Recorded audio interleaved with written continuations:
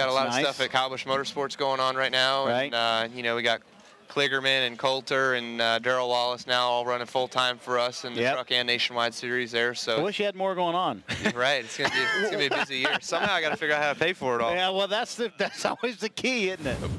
The other thing Joe was adamant about is moving you back to running nationwide at Joe Gibbs Racing. How does that help, you think?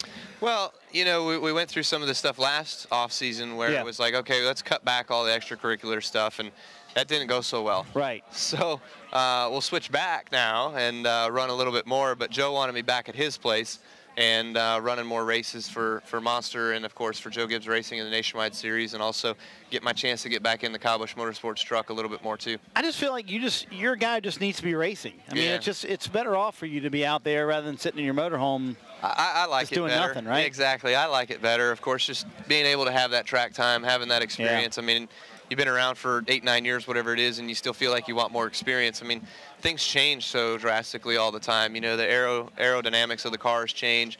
The tires change. I mean, Goodyear's coming out with new tire compounds and constructions and everything every week. So a lot of that kind of changes around.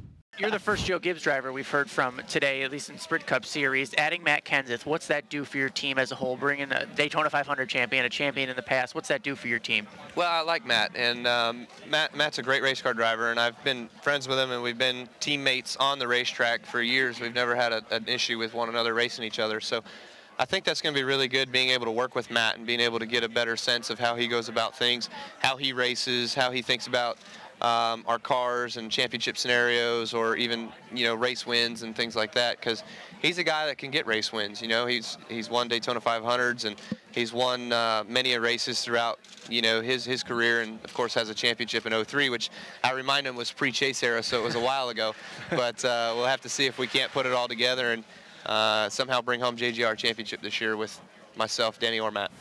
Tell us about 2013, because if you look at last year, I think some would say, you know, the equipment you're in, the talent you have, you should be in the chase.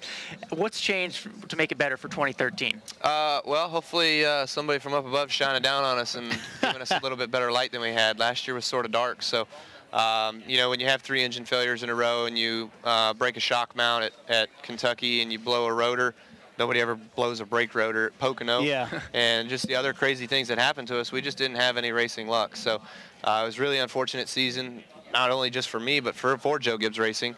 And, you know, we're looking to try to hopefully have some better racing luck with us this year.